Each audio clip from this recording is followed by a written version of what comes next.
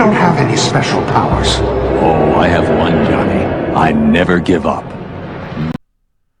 Hello everyone, thanks so much for joining me here today as we get to talk about one of my favorite subjects, comic books. My name is Jose, I love comic books, I love talking about them, I love sharing them with you. Feel free to follow me on social media if you would like. Links are in the description below. I've also posted a link to the DC fan site that'll have plot synopsis and character bios for this issue.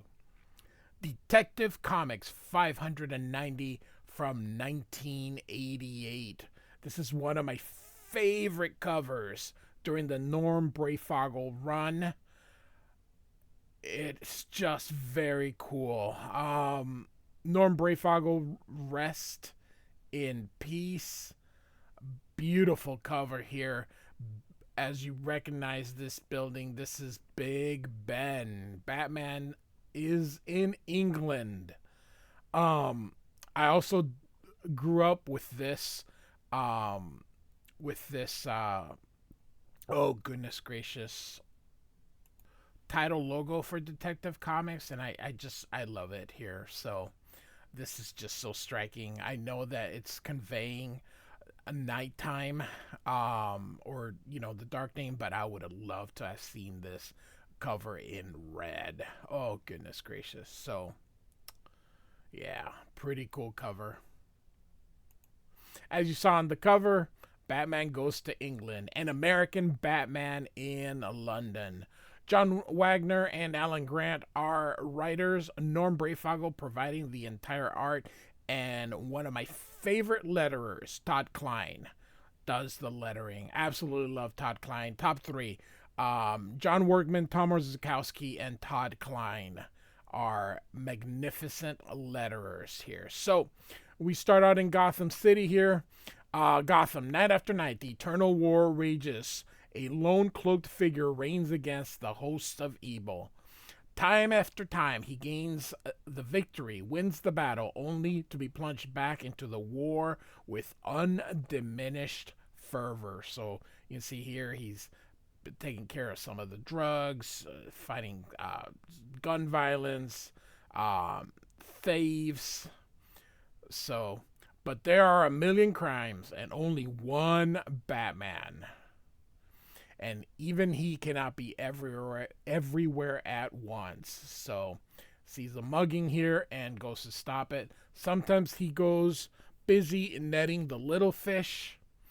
And you can see that two people are going to walk past him here. That the big fish, the sharks, the barracudas pass without a second glance. So these guys are going to go into the Gotham's Vietnam Vets Club. So, and this guy's in a wheelchair here.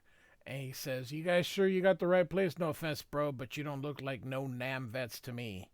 And this guy here says, "Your very existence offends me," and begins the shooting, and they're killing him. That's a lot of guns for one guy here. So, and then they shoot at them for the glory of the revolution. And so, Allah Akbar, and he shoots at them. Now, before you go that this is like something written, as you saw the date of this was written over 30 years ago. And so Batman hears the shooting, and over 40 years ago, and goes in and he goes, "My God," or maybe almost 40. I'm still on that, I know. And goes again, "My God," and I love this as the cape goes through. I really do enjoyed Norm Breyfogle. One of the best Batman illustrators out there. McFarlane-esque, and I don't mean he's got a heavy brush. I just mean the way he poses, the way he composes is very McFarlane-esque. So, and Gordon is like, 7 vets dead, 13 wounded. The terrorists chewed on cyanide capsules soon as their ammo ran out. It makes me sick to my gut. These vets have had more than their share of suffering already. And Batman's like, I was less than 100 yards away. If only I'd spotted them. And Gordon's like, there's no point in blaming yourself. Love the almost all black that Breyfogle's using there. And Batman says, it's not blame I feel, Jim. It's fury. Somebody put those two up to this. Somebody supplied them with those Uzis. When I find out who, and this guy here shows his badge here. Abu Hassan. And he says, Abu Hassan's. Or at least we're 95% certain we did. But I'm afraid you won't be doing anything about it, Batman. Neither will we, for that matter. And his name is Zach Hoffer from the FBI. And he goes, we've been keeping an eye on him. Half suspect that he was planning something like this. And Batman's like, you know who and where he is, and yet you haven't arrested him. And he goes to turn on a cigarette. He says, can't. Hassan's fully accredited Syraqi instead of Iraqi. Syraqi diplomat. We so much as lay a hand on him, then no genuine diplomat anywhere in the world will ever be safe again. And Batman goes, not good enough, Hoffer.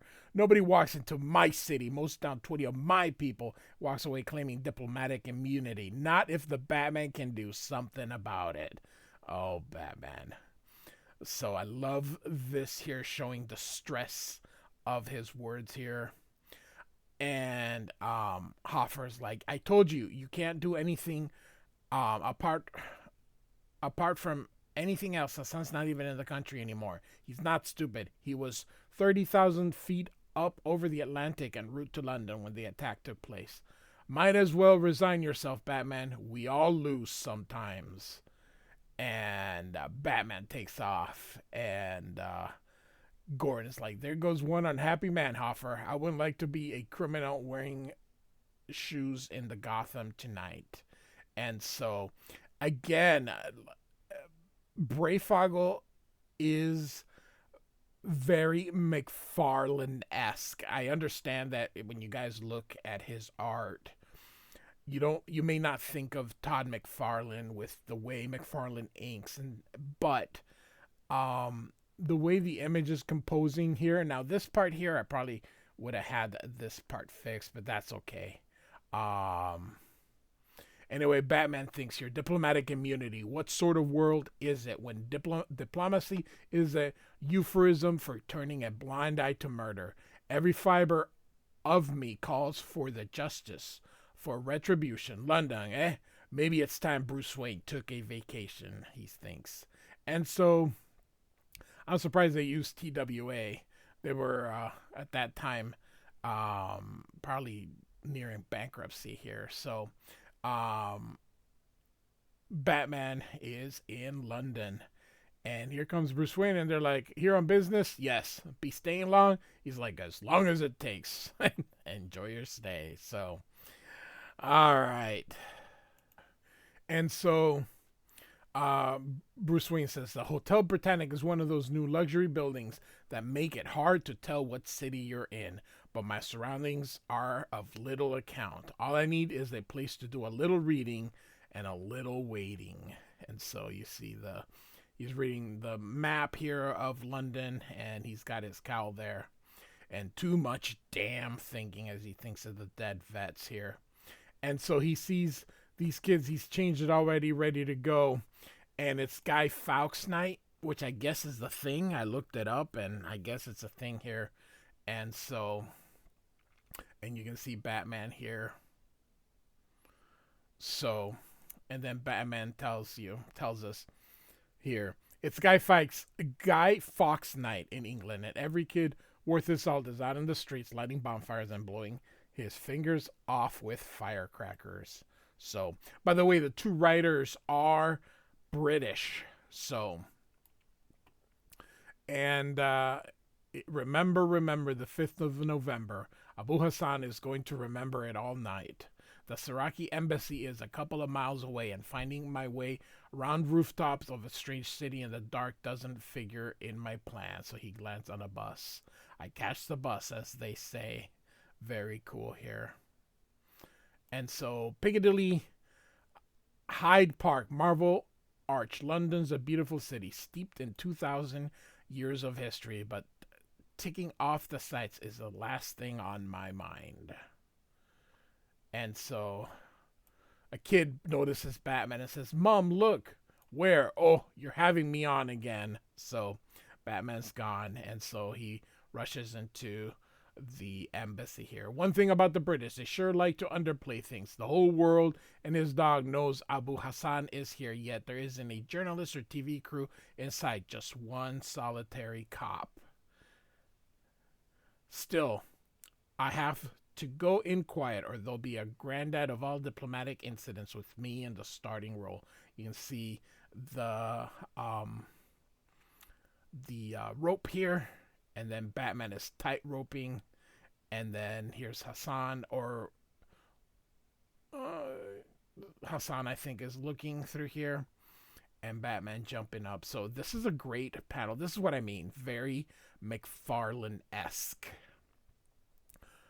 And so Hassan is looking out, and the phone rings, and they speak in code Kudao, and I fate conspire to grasp this sorry scheme of things entire. And then he replies, "Would not we shatter it to bits and then remold it near to the heart's desire? May Allah go with you, my friend. You gain your place in heaven." And then he comes in and says, "We proceed as planned," and off they go. And so this guy says, "The car is ready for you." And then he says, "In 10 minutes. And then says, "Oh yes, be sure the English will remember this 5th of November for the next 400 years. So, skylight's alarm wired, no good. Couldn't risk trying to get my utility belt through Heathrow Customs. There's got to be some other way." Yeah, I'm surprised that, because we've seen how resourceful Batman is. It's going to be real weird because you're going to see him without it. And why he flew commercial, why, I don't understand, because he's always uses like a private airplane. So I am quite surprised that that was done. So, all right, 2 of them might be others inside, and so Batman jumps in. Only one way to find out. And so he hits him again, no utility belt. And so he goes through, and this guy grabs a statue, but Batman holds it and then punches him. And then he's like, "Abu Hassan, where?" And then he's like, "Next floor down, room 9. And then hits him right there. Pretty cool here. And he ties him up, and off he goes. I leave them to sleep it off. They aren't the enemy. They're innocents. As innocent as the vets Hassan's goon so cruelly mowed down." So here they go, and Batman opens the door, and Hassan is grabbing some stuff, and he goes, "I am nearly ready. Instruct my driver to bring my car to the front. By the time the British discover my little parting gift, I will be on the plane and away." And so here's where I meant without the utility belt here. You're not going anywhere, Hassan. Beautiful panel here. This guy could compose. He would have been a great layout. Imagine if he did layouts, and maybe a more polished penciler would have finished it. But still, it's just, I love the thick brush. I'm just a huge fan of it. So, and so Hassan grabs a gun from the safe, but Batman, you can see here, does a flip and kicks him, taking it off, and he slips, grabs one of these swords here. "I do not know who you are, American," and he takes a swing, but misses Batman. "But my dogs will feed on your bones," and hits the table instead, and Batman grabs his arm and then smacks him with the back of his hand. Beautiful panel there, and then kicks him here, and he says, "Then I remember. Your little parting gift. What were you talking about? What did you mean?" And he goes, "None of your business." And he says, "No more killing. more killings, isn't it? More innocent blood talk. And Hassan says, you Americans, you British kin, you think if you shout loudly enough, if you bully enough, you will always get your ways. It is time you learn the world does not dance to your tune. Have you never wondered why we fight you, why we hate you, why the poor and beleaguered people of the world overcount you as their enemy? No, you're too blind, too arrogant to see the misery your power, politics, and greed have caused. You exploit the weak, you rape their lands for your plastic technology, you corrupt their people with your almighty dollar, and then you dare to look so aggravated, so innocent when we strike back. So I want to talk about that because this exact same thing, these 3 paragraphs here, have. We're in the year 2025 as of this recording, and nothing really has changed. It is amazing that the same stuff being said back then are still being said right now.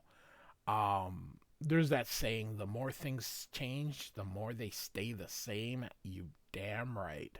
So I'm not saying this is right. I'm not saying this is wrong. I'm just saying that this is how it's always been. It is. It happened in Afghanistan, happened in Iraq. It will happen again anywhere else in the Middle Eastern. It does not matter. It is, to me, I'm just amazed that way back, almost 40 years ago, this was still the prevailing theory, the whole thing. And in 2025, we're still dealing with this. So Batman is not impressed by those words. Trust me, when I read that, I was like, whoa, just amazing. But he goes, save it, Worm. I don't need a lesson of morality from a murderer. And Hassan says, we fight with terror because it's the only weapon you have left us. And your country, it does not murder. It does not murder, question. It does not bomb women and children. It has not for years propped up dozen tyrants who brutalize and persecute their own people. And why? For your own selfish ends. Hypocrite, you do well to hide behind a mask. So, and so this guy's coming through, and you can see Batman's finally like starting to relent. And you wanted to know about my parting gift. Very well. There's no reason I should not tell you. As tonight is Guy Fawkes Night, I thought it only fitting to arrange an appropriate memento. Where Mr. Fawkes failed, we will succeed. You mean Parliament, the House of Parliaments? Wait. And you can see from behind here. By the way, I love the eyes being shown there. I applaud your timing, Faisal. Now rid him of me. Slicing into my neck, only got seconds left. And then he steps with the heel of his boot into the other guy's foot, and then tosses him. Just great composition. He ends up hitting Hassan, who then goes out the window and falls into his death. And look at Batman, and then Thutch, and then you can see the one eye bigger than the other, like, ugh. A murderer is dead, but my job isn't over. And so he goes through here, and Batman lands and says, inform your superiors, there's going to be a terrorist attack on Parliament tonight. And the cop's like, oh yes, and I suppose Guy Fawkes is leading it. And Batman says, believe me. And so he calls it in that he's got a situation at the Syraqi embassy, and Batman takes this guy out, and off he goes here. And Batman says, I didn't bargain on getting caught up in my own gunpowder plot. So, guess I don't have much of a choice, though. Judging by that cop's attitude on Guy Fawkes Night, any bomb alert on Parliament is just going to be taken as a hoax, as from behind here. So, and so you can see them looking, or no, driving to it. He goes, "Ready? Is it set?" And he's like, "All is in order." So, love the scar here. Just so typical of, there's no going back. May Allah be with us. So, off they go. And Parliament, which way? Turn right there, mate. Then first left and straight on. But you won't get there dressed like that. And so he goes through. And so there's these people here. And so there is an all-night sitting of the House. The raid would cause maximum deaths, draw maximum publicity for their cause. And so these guys say, visitors gallery, gentlemen, I'm afraid I'll have to ask you to submit to a search. And Batman continues, they would die too, it's certain, but it's the only detail, a mere ripple in an old age struggle. This almost looks like it was relettered by someone else. If you take a look at the lettering, this almost looks like they reworked something and had somebody else just letter it here. So that's why this looks very messy. Look at that. So, even here, this was relettered by somebody else. That wasn't Klein. And so they shoot all these people, and then Batman's like, "Damn, too late, unless." And so he's driving through and honking on the horn now as he jumps out. This is great, showing the speed lines through Batman. That is pretty cool here. You can see here he's being hit by a bullet. And so he does his little flippity flip. And then the car explodes. One of them must have been wired. A living bomb. They came prepared to die. And they've got their wish. And then another thing Breyfogle does, instead of McFarlane, who does his, the shoulders kind of going up here, he does this little straight box here. And so Batman leaves. And so by the time I get back to the hotel, the bonfires are dying down and the younger kids are being shooed off to bed. I've been seen. I'll never get out of the country with the costume. And so look at the scarring here. And so he tosses it into this fire here.